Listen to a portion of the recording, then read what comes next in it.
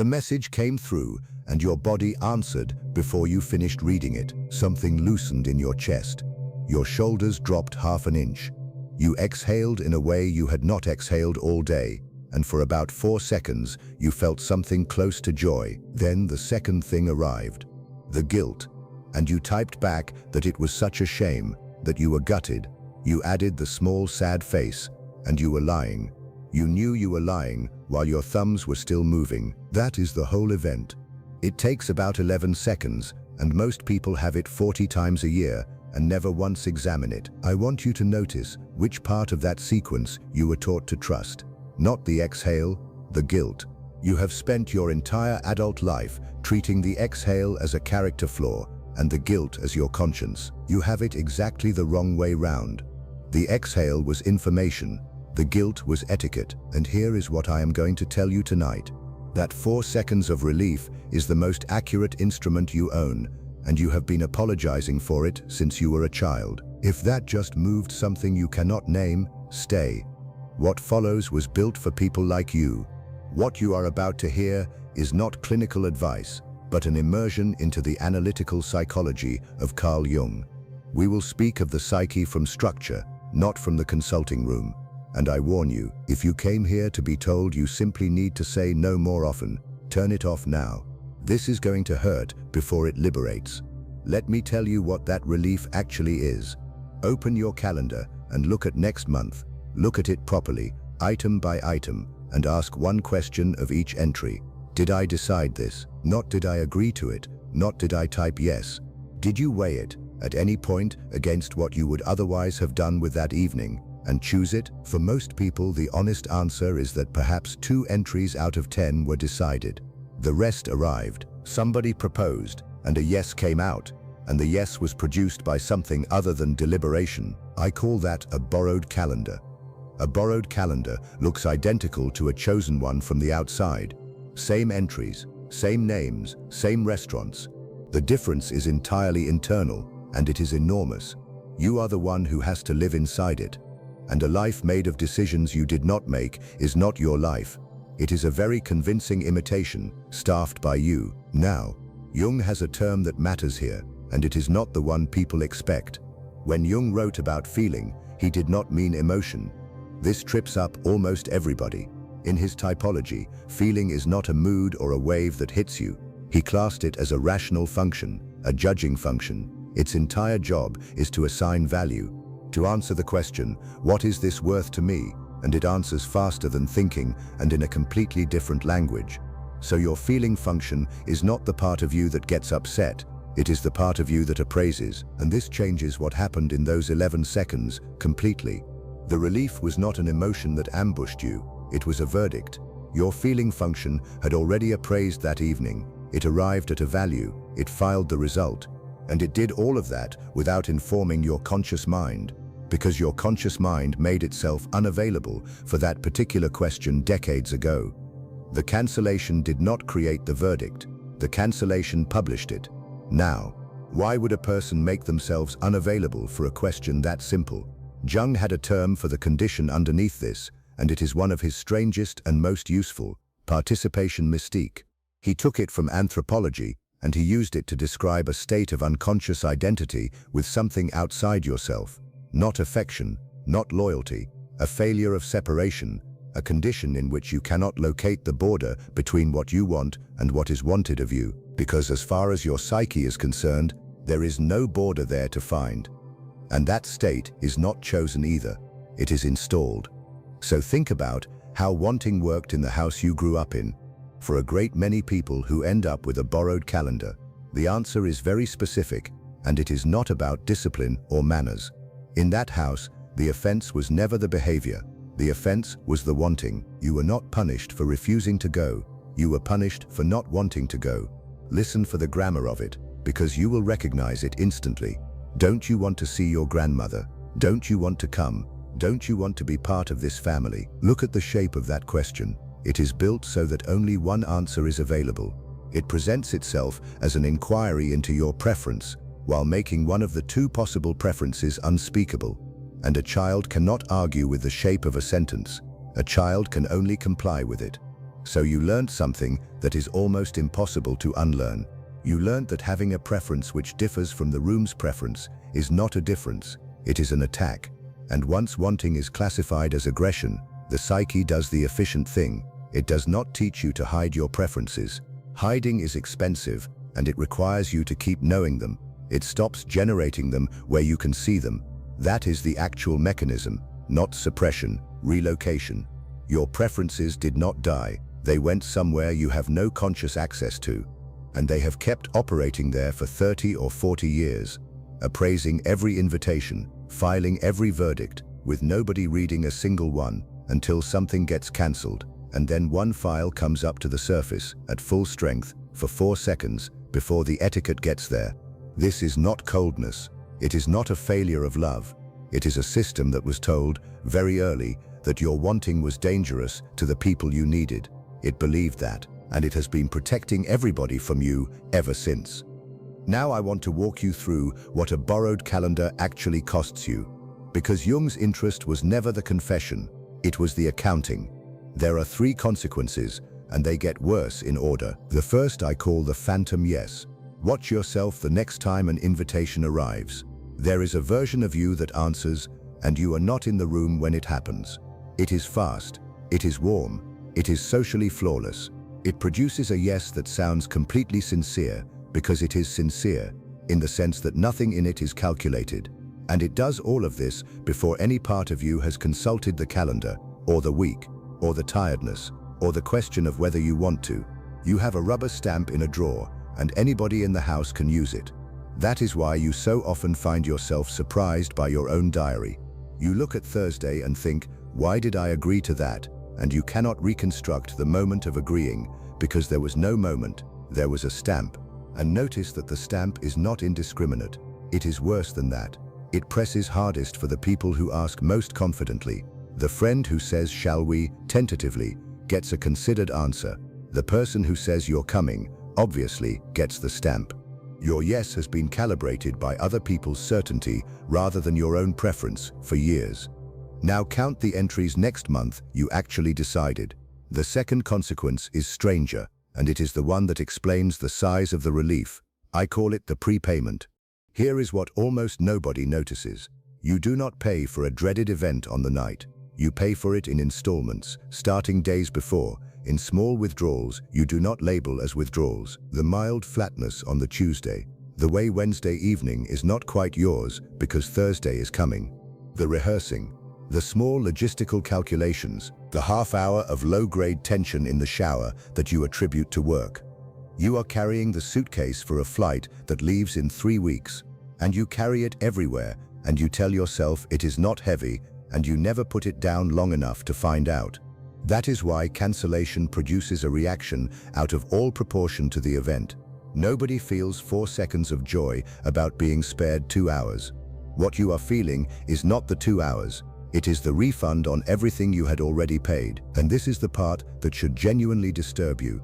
Most of what a dreaded obligation costs you happens in the days when nothing is happening. The event itself is usually fine. It is usually pleasant. You come home and think, that was nice, and you are correct, and you have still lost 3 days. So when you weigh up whether to go, you are weighing the wrong number. You compare 2 hours against staying in. The real comparison is 3 days against staying in, and you have never once run that arithmetic because the installments were never itemized. And there is a second installment nobody warns you about, the recovery. You come home and you are not available for anything, not tired exactly, flat. You cannot read. You cannot start the thing you had been looking forward to all week. So you sit with a screen on and let 2 hours go, and you call that unwinding, and it is not unwinding, it is a bill. Count that in, and a 2-hour obligation costs you 3 days in front and an evening behind, nearly 4 days for 2 hours, and you have been treating the 2 hours as the price. Now think about how many of those you have in a year, not the big ones, the ordinary ones, the ones you would describe as nice if anyone asked. That number is where your year went, not to work, not to responsibilities, to the space around a small number of evenings you never decided to attend. And if what I am telling you is touching something deep in you, If you feel that finally someone is putting words to a thing you have carried for years without understanding, subscribe now, not for me, for yourself, because what comes next is the one that matters, and you should not have to go looking for it later. Let us continue, and here comes the third one. I need you to receive this one with your guard all the way down. It stops being about evenings. It starts being about whether you are anybody in particular. I call it the atrophy of wanting. Somebody asks you what you would like to do on Saturday, not a test, not a trick, a friendly, open, generous question, and there is a pause, and in that pause you find nothing, not indecision. Indecision is two options competing. This is a room with nothing in it, so you do what you have always done. You say, I'm easy, you choose whatever you fancy. And everybody experiences that as accommodating, and you experience it as a small private emergency, and you have never told anyone about it. This is what 40 years of unread verdicts produces. Preference is not a fixed possession, it behaves like a language. You do not forget a language violently. Nobody wakes up having lost one. It goes quiet, over years of not being spoken. The vocabulary stops arriving when you call it, and then one day somebody asks you a direct question in it. You understand every word, and you cannot produce a sentence. That is where you are with your own wanting. And here is the cruelty of the mechanism. The capacity is completely intact. Your feeling function has not stopped working for a single day. It appraised that Saturday before your friend finished the sentence. The verdict exists. It is filed. It is precise, and there is no channel by which it reaches you, because you spent your childhood learning that opening that channel injures people. So you are a person with a perfect answer and no way to read it. Now think about where else that shows up, because it does not stay in Saturdays. Every large decision of your adult life has been made under the same condition. The job, the city, the person. In every one of those, the question, what do I actually want, was unavailable to you, so you substituted the only questions that were available. What is reasonable? What would be difficult to explain? What is expected? Who would be hurt? Those are all good questions. Not one of them is the question. And you will have noticed that you are unusually good at answering them. People come to you for advice. You are clear, fair, and quick about other people's decisions, and completely blank about your own. And you have probably concluded from this that you are simply modest. You are not modest. You are fluent in a language you can only speak on somebody else's behalf. The function works perfectly. It has just never been pointed at you, and that is the real cost. Not the Thursdays. What a borrowed calendar buys you over decades is a life that is entirely defensible and does not belong to you. And the strangest part is this: you will not be able to say what is wrong with it. Nothing is wrong with it. It is simply somebody else's. Now, what follows is not what you expect, and I want to be clear about that in advance. Jung is not going to tell you to say no more often. He is not going to give you a script for getting out of things. He is not going to tell you to protect your energy, or cancel first, or become the sort of person who is comfortable disappointing people. Every one of those is an instruction to act, and acting is not your problem. You act beautifully. You have no idea what you want. What he pointed at is a reading problem, not a courage problem. His word for the work was differentiation. It is one of the most technical things in his vocabulary and one of the most useful. Differentiation is the separating out of what has been fused. It is the direct opposite of participation mystique, and it is the actual labor of individuation. And notice what it is not. It is not becoming more assertive. It is becoming distinguishable. You cannot assert a preference you cannot locate. First, you have to find the border. So I am going to give you the instrument and the picture that goes with it. Think about how a tuning fork works. You cannot tell whether a string is in tune by considering it. You can look at it, measure it, consult your opinion about it, and be confidently wrong, so you do not consider it. You strike a fork and hold it near the string. The string either answers or it does not, and that response is not available to persuasion. It happens before anyone has an opinion. It cannot be performed, and it cannot be faked, and the least musical person in the room can hear it. Relief is a tuning fork. It is involuntary, it is instant, and it arrives before etiquette, which makes it the only reading in the whole system that has not been edited. Everything else you know about your own preferences has been through the house. The relief has not. It is the one signal that gets out before the sensor wakes up.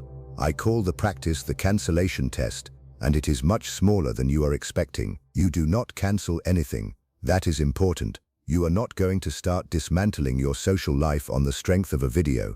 Instead, for 1 month, you record. Every time something is cancelled or postponed or falls through, you write down one line, immediately, within the first 10 seconds, before the etiquette arrives. Not what happened, what your body did. Relief, disappointment, nothing. That is the whole entry. 3 words at most, and then you leave it alone for a month, and you do not act on any of it. At the end of the month, you read the list, and the list will do something no amount of introspection has ever done for you. It will show you a pattern with names in it, because it will not be uniform. That is the thing people always assume, and it is never true. You will not find relief at everything. You will find relief at some things, sharply and consistently, mild disappointment at others, and 1 or 2 entries that surprise you so much, you will read them twice. And the pattern will not be about activities. It will be about specific people, and it will be about which version of you each of them requires. That is a map of your own preference, drawn by the only part of you that never learned to lie. And you did not have to know what you wanted in order to build it. You only had to notice what your body already knew. And you will be tempted to skip the month and go straight to conclusions. Do not. You already think you know what the list will say, and you are wrong about roughly 1/3 of it. Everybody is. The reason is that your conscious opinion of your own social life was assembled by the same house that took your preferences away. It is not a bad opinion, it is somebody else's. The list is the first document in this that you will have written yourself. There is also a specific thing to watch for on about day 10. You will start noticing the relief before the cancellation. That is the point of the exercise arriving early. Something will get put in the diary and you will feel a small drop immediately. And you will recognize it because you have been reading its cousin for a week and a half. Write that one down too. Mark it differently. Those are the entries where the instrument is working live rather than after the fact. And once you can read it live, the whole thing changes. Because now the information arrives while you still have a choice. I will not lie to you about the discomfort. 2 or 3 entries on that list are going to be about people you love, and you will want to explain them away, and you should not.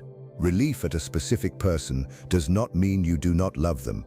It means something in the arrangement is costing you more than you have admitted, and that is a solvable problem right up until the moment you refuse to look at it. And here is what changes, and it is not what you assume. You will not become someone who cancels things. Most people who do this end up going to nearly everything they went to before. The difference is that they arrive having decided. That is the entire reversal.